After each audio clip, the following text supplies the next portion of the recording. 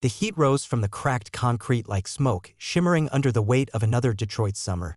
The alley behind the apartment smelled of oil and rust, lined with junked-out sedans and half-stripped frames, metal skeletons resting where dreams went to rot.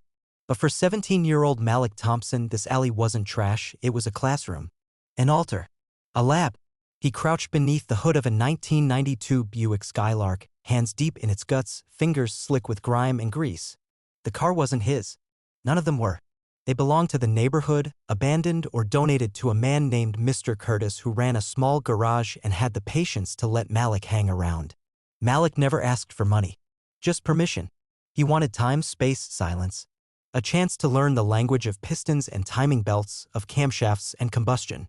The world around him was loud, gunshots, arguments, sirens, but under the hood, everything made sense. Every piece had a purpose. Every function had an answer. Metal didn't discriminate.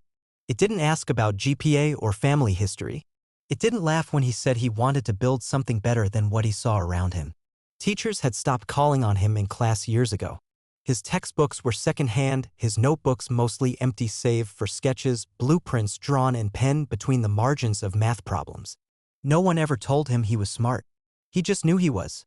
He felt it in the way machines whispered to him how he could diagnose an engine by sound alone, how a simple schematic felt like scripture in his hands.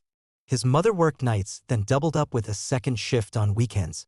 She never came home early, never had time to ask what he was doing in the alley. But she trusted him. Trusted his silence. Trusted the way his eyes lit up when he talked about torque ratios and fuel injectors.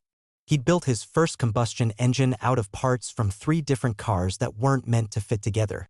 He made it work anyway. Not because he had the tools, but because he had the need. The need to prove that brilliance didn't only bloom in Silicon Valley. The need to prove that you didn't have to wear a lab coat to invent. The need to prove that even here, in a city most of the country had written off, something extraordinary could be born.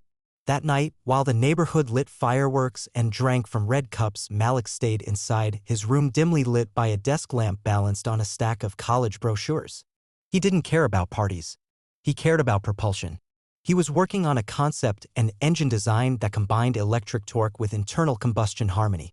Something no one had done before. Something even the major companies hadn't dared to dream. His laptop wheezed under the pressure of 3D modeling software. Every few minutes it froze. But he didn't stop. He worked with one hand on the keyboard and the other flipping pages of an engineering book he'd stolen from the community college library. He didn't have access to labs. He didn't have a mentor. But he had hunger. That hunger took shape in midnight research binges, in applying for internships under fake addresses to bypass zip code discrimination, in signing up for robotics competitions far outside his district. He failed more than he succeeded. But each failure gave him data. Each no gave him fuel. And when a citywide STEM expo opened up a submission portal for young inventors, Malik ignored the fine print about letters of recommendation and sponsorships. He uploaded his schematics under the title, Hybrid Compression Model with Variable Resistance Memory Core. No flashy branding. No soft pitch. Just genius in raw form. A month passed. No response. Then, one afternoon, he got the email, "You've been selected as a finalist." He didn't tell anyone. He just went back to the alley, popped the hood on a broken Lexus, and kept building. Because recognition was nice. But building was necessary. He didn't want to be seen. He wanted to be undeniable. The morning of the STEM Expo came without fanfare. Malik woke before the sun, packed his blueprints into a battered messenger bag, and boarded the early bus headed toward downtown.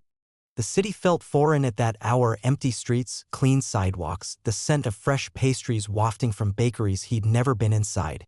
His reflection in the window stared back at him, dark hoodie zipped to the collar, headphones draped around his neck, palms sweaty but steady. He didn't have a proper presentation board. No glossy trifold or printed banner. Just a stack of diagrams, a short video he'd filmed in the alley, and a salvaged engine prototype that barely fit inside a dolly cart. The doorman at the convention center asked to see his registration twice. His badge, when they finally printed it, had his name spelled wrong. Malik didn't correct them. He just walked in.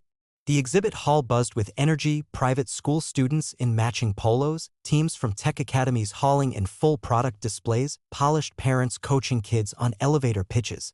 He found his booth at the far end, tucked between a robot vacuum design and a solar-powered water filter system. His table was bare, save for a hand-scrawled label and a single power outlet that sparked when he plugged in his model. The first few hours were slow. Judges walked past without stopping. One smiled politely and moved on before Malik finished his first sentence. A pair of parents scoffed at the exposed wires of his prototype. Another competitor made a point of asking if he was the tech assistant for someone else. He kept talking anyway. To anyone who'd listen. To no one. Not for the trophy, but for the moment someone finally heard what he was saying. And then it happened. A woman in a navy suit stopped at his booth. Her name tag read Adele Fox, lead engineer, Hallberg Motors. Her eyes narrowed as she examined his model. She asked a question, then another. Then sat down and pulled out a tablet, sketching as he spoke. She didn't smile. She didn't interrupt. She asked for data, specifics, ratios. Malik had all of it in his head, in the notes, in the diagrams. For the first time, someone spoke his language. When she stood up 20 minutes later, she handed him a card. No smile. No promise. Just 5 words, you should come to Berkeley. By the end of the day, Malik hadn't won anything. No ribbon. No certificate. But his prototype had drawn a crowd. Not the kind that claps, but the kind that listens. Listens hard. A venture capitalist asked to see more. A journalist snapped a photo. He was featured in a blog with a caption that read, "Detroit teens' Frankenstein engine might be the future." He didn't care about the article. He cared about the numbers. The questions. He went home that night and rewired the entire model. 3 months later, he was boarding his first flight. To California. He arrived with 1 duffel bag, no housing, and enough saved money for 2 weeks of food. Berkeley wasn't warm. Not to people like him. Professors didn't know his name. Classmates assumed he was there on some diversity initiative. He didn't speak up in lectures. He stayed after class to clean the whiteboards just to look at the erased equations. He downloaded textbooks illegally. He sat in on courses he wasn't enrolled in. But he studied like his life depended on it. Because it did. At night, he worked in the campus machine shop. He wasn't allowed there after hours. But he had found a way to bypass the door lock with a simple magnet trick. He wasn't stealing. He was building. By his second year, he'd filed 3 provisional patents. By the third, he was offered a quiet internship with Hallberg Motors under Adele Fox herself. They didn't offer much. No media, no salary. Just access. Access to tools he had never dreamed of. Carbon simulators. Wind tunnels. Labs filled with parts still in prototype. He spoke when spoken to. Wrote more than he talked. And built a reputation as the kid who never left the lab. Most engineers were assigned to projects. He created one from scratch. A new kind of hybrid chassis built not for speed, but for memory. An adaptive structure that adjusted itself in micro-movements based on the driver's history. Something so advanced it bordered on sentient response. The board laughed at first. Then they ran the simulations. And then they stopped laughing. By the time Malik was 24, his name was on the patent registry. By 25, his designs were being implemented. He didn't post about it. Didn't tell old classmates. He simply kept building. Until the day came when they rolled the prototype into the showcase. And he walked toward it. And they told him, "Get away from that car." The showroom lights were surgical in their precision, gleaming down on the rows of polished prototypes like jewels in a museum, casting long reflections across the lacquered floor. It was the world premiere of Hallberg Motors' next-generation vehicle series, and the centerpiece was the model labeled HX0, a machine of the future wrapped in elegance with neural-integrated steering and a custom adaptive chassis. The very heart of Malik's original concept. The crowd moved in slow circles around it, murmuring admiration. Industry insiders snapped photos. Influencers live-streamed exaggerated reactions. Executives stood close enough to be noticed, but far enough to avoid questions. Every angle had been curated. Every word rehearsed. But Malik hadn't been invited. Not formally. Not by PR. He stood near the edge of the crowd, dressed in what he always wore, dark jeans, layered flannel, and a faded Detroit Tigers cap. His presence wasn't recorded on the guest list, though his fingerprints were on every sensor embedded in the vehicle's core. The security staff, trained more to spot disruptions than contributors, saw only a figure standing too close. And so it happened. "Get away from that car," the man said, his tone practiced, his hand resting on the comm clip to his shoulder. Malik didn't raise his voice. He didn't protest. He simply reached into his pocket and showed his badge, one not printed for the event, but issued months ago by the engineering division. Lead Systems Engineer HX Program. The guard hesitated. Blinked. then stepped back, embarrassed, muttering something about protocols. Malik said nothing. He stepped forward through the rope barrier and placed his hand on the hood. The metal was warm under the lights. Alive. Like a pulse. Around him, people whispered. Some recognized him. Others Googled in real time. His name began to surface in murmured conversations. That's the guy who built it, someone whispered. I thought he was older, another said. He kept his hand on the car. Not for validation. For proof. A few minutes later, Adele Fox appeared, older now but sharp-eyed as ever. She gave him a nod, a brief flicker of a smile. That was all he needed. He had never asked for spotlight, only credit. And even that reluctantly. The press swarmed Adele, firing questions about the future of the HX line. She answered, concise and calculated, then gestured toward Malik. A moment passed, and then she said it. The man responsible for this car is standing right over there. Every camera turned. For the first time in his life, Malik stood in front of a microphone, not as a curiosity or a quota, but as a creator. He didn't prepare a speech. He didn't need one. He told the story of a Detroit alley, of scrap metal and no mentors, of designing by flashlight and building while hungry. He didn't dramatize it. He told it like it was simple, unembellished truth. He ended with only one sentence. Sometimes the people building the future aren't in the room because no one ever thought to invite them. The silence that followed was heavy, not awkward, reverent. Later that evening, he sat alone in the test facility's parking lot. The event had ended and the city had returned to its noise. He watched the skyline flicker. Beside him was the prototype, his prototype now stored in a glass chamber waiting for transport. He thought of his mother, long gone now, her voice still clear in his memory, make something they can't ignore. He had, not just a machine, but a message, a record, a reminder that genius does not announce itself with pedigree. It arrives in work boots with cracked fingers and eyes that never stop calculating.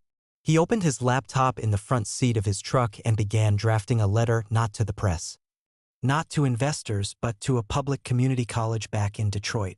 He wanted to donate a custom version of his engine model, with schematics, for free, to the next Malik. Because if the world wouldn't open the door, he'd build a new one. One that didn't lock from the inside. The letter made its way from inbox to boardroom, passed through skeptical hands and doubtful eyes, until it landed on the desk of the mechanical engineering instructor at Edison Community College in Detroit. The man read it twice, unsure whether it was a prank or a misplaced proposal. No one just gave away a revolutionary prototype engine, especially not to a school whose funding barely covered the heating bill in winter. But it was real. The name at the bottom, Malik Thompson, came with verification, followed by a quiet phone call from Hallberg's legal office confirming the donation. The design files, the parts, the replication rights, all of it. No trademarks, no catch. Just a handwritten note clipped to the schematics that read, build, break, improve, pass it on. The school announced the donation in a modest press release. No fanfare, no cameras, but the news traveled fast. Local newspapers ran the story with a headline that read, "From student to pioneer, Detroit engineer gives back." But to Malik, it was never about charity. It was repair, restoration. Back at Hallberg Motors, things moved differently now. Executives who once couldn't pronounce his name now called him sir. He was offered his own R&D division, carte blanche to design whatever he wanted. And he accepted, but only under one condition, that half of his team be comprised of underrepresented engineering students from overlooked schools, with no requirement of elite degrees. He didn't want polish. He wanted obsession, raw brilliance. People who, like him, knew how to make something from nothing. He named the division Origin, not for branding, for truth. Because genius doesn't originate in boardrooms. It starts in garages, alleys, stolen moments. Under Malik's guidance, Origin became the company's most prolific division, delivering faster turnaround, smarter models, and breakthroughs in energy optimization the industry hadn't seen in decades. Patents piled up. Licensing offers came in waves. But Malik stayed grounded, always in the lab, always hands-on. He declined interviews, turned down a feature on 60 Minutes, said no to a book deal, because attention wasn't the legacy. Access was. One afternoon, while reviewing feedback from a recent track test, Malik received a message from his mother's old neighbor, Miss Clarice. The message was simple. They're turning the old rec center into condos. Thought you should know. He closed the laptop. 2 days later, he was back in Detroit, standing in front of a half-fenced lot that once held the community rec center. The same one where he had disassembled his first go-kart, where local kids had played basketball under a leaky roof and shared chips between broken vending machines. The windows were boarded up now, but he saw through them, saw what it could be. That night, he made an offer. Not to developers, to the city. He didn't just want to save the building. He wanted to transform it. A month later, the papers were signed. 2 months after that, renovations began. 6 months later, the Thompson Institute for Applied Mechanics and Innovation opened its doors. A state-of-the-art facility with open labs, mentorship programs, and a no-cost tuition model for students under 25. No grades, no exams, just building. The first student to walk through its doors was a girl from the neighborhood named Amaya, who had reverse-engineered her microwave to turn on using voice commands. She didn't know who Malik was. She just knew the doors had opened. And that was enough. On the wall near the entrance hung a plaque. To those told they shouldn't be near the machine. May you one day build the machine they told you to leave. Malik didn't attend the grand opening. He was already back in the lab, working on something else, something no one had built before, because impact was motion, and he never stopped moving. Winter came late that year, dusting the Michigan skyline with snow so fine it looked like static on an old television. Malik stood alone at the edge of a frozen lake just outside an arbor, watching the water beneath the ice shift and hum. In his hand, a prototype key fob, small, black, smooth like river stone, but inside it pulsed a new kind of power. He wasn't just working on the next model anymore. He was working on the next concept. Car without precedent. One that didn't rely on gas, lithium, or even traditional electricity. It wasn't just about mobility, it was about autonomy. About self-learning drive systems, adaptive emotional response, vehicles that didn't just move, they understood movement. His sketches looked like science fiction. His notes read like manifestos. But every part of it came from the same hands that once rebuilt transmissions behind liquor stores for tips. He named it internally Project Phantom. Started in silence, no press, no investors. Just him, one trusted coder from Ghana he'd met through a virtual think tank, and a mechanic from New Jersey who dropped out of MIT because the system didn't recognize talent without a pedigree. Together, they worked in a warehouse on the outskirts of the city, outfitted with nothing but recycled parts, a custom processor, and their collective refusal to be reasonable. Failed. Again and again. Early versions overheated. Some crashed during simulation.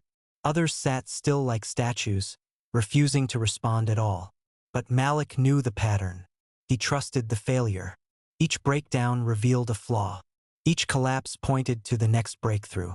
And then, one night, after 16 straight hours of debugging a sequence involving motion-activated neuromapping, the car moved. Not in a test sim. In real life, it didn't roar. It glided, like a whisper across the concrete. Like it had always known how to move. He didn't smile.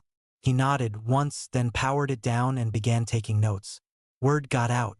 Someone leaked footage. A short clip of the car turning silently in a dark lot with no headlights, responding to gestures like an extension of the human body. The internet exploded. Tech blogs called it sorcery. Traditional auto magazines called it dangerous. Hallberg Motors called it impossible. Until he drove it to the front steps of their headquarters, stepped out, and handed them the remote. He told them they could test it, but they couldn't own it, because Phantom wasn't for sale. It was going somewhere else. To communities where transportation meant freedom. To disabled users who had been denied driving licenses.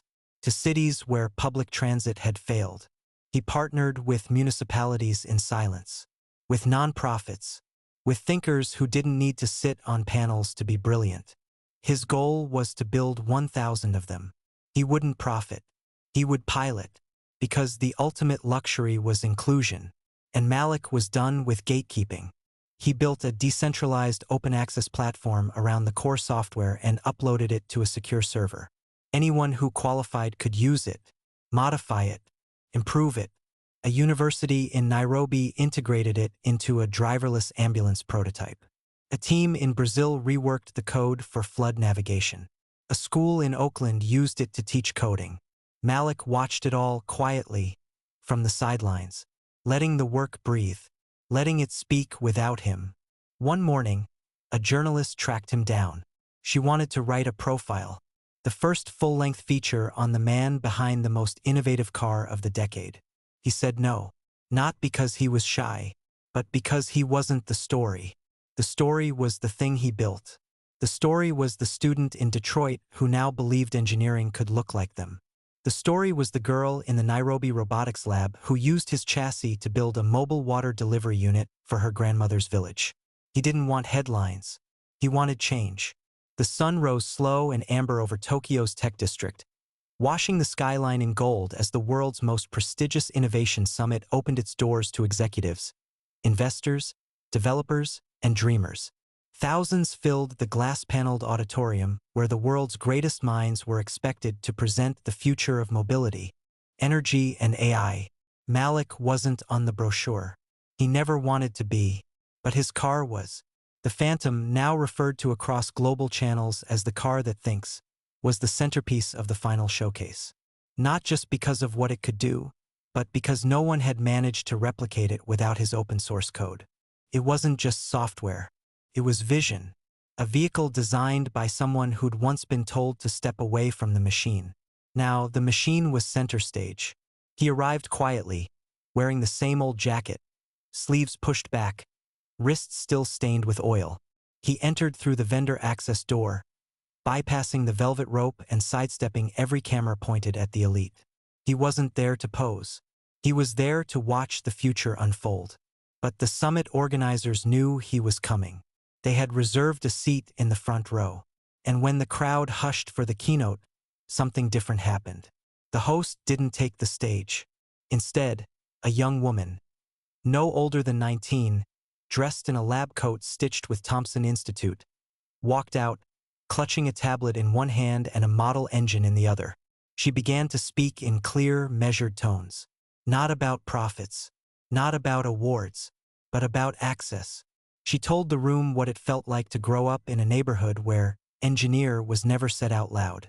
About the day she walked into a garage and found a place that didn't care where she came from, only what she could build. She told them Malik had changed everything, not by taking the stage but by making space. And then she said it. They told him to get away from the car. So he built one they couldn't reach. The room erupted. Not in noise, in stillness.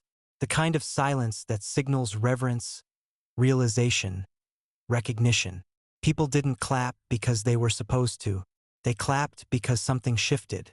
Later that evening, while executives crowded the gala floor and reporters hunted for quotes, Malik stood on a quiet rooftop overlooking the city. In his hand, a list. Names. 17 in total, the next recipients of full scholarships to his institute. Teenagers from cities that didn't have clean water, let alone computer labs. Kids who once broke apart microwaves just to see how they worked. One of them was his cousin's son. Another, a foster kid from Flint who had designed a gearless transmission from Lego. He didn't know where their paths would lead, but they wouldn't be locked out like he was. He had made sure of it. His phone buzzed. A text from Adele Fox. They want to name the next model after you. He stared at it, then typed, let's name it Origin. After all of us. She replied, done. He slipped the phone back into his pocket and leaned on the railing. The city pulsed below. Somewhere down there, another kid was staring at a screen, drawing on paper, dreaming something impossible. And Malik? He was waiting for their call. Because the future wasn't something you dominate. It's something you design access to. He had once been told to step away from the car. Now the whole world moved forward on wheels he built with systems he freed by minds he trusted. And still, when asked how he wanted to be remembered, he never said engineer. He said this, builder, of machines, of people, of ways in.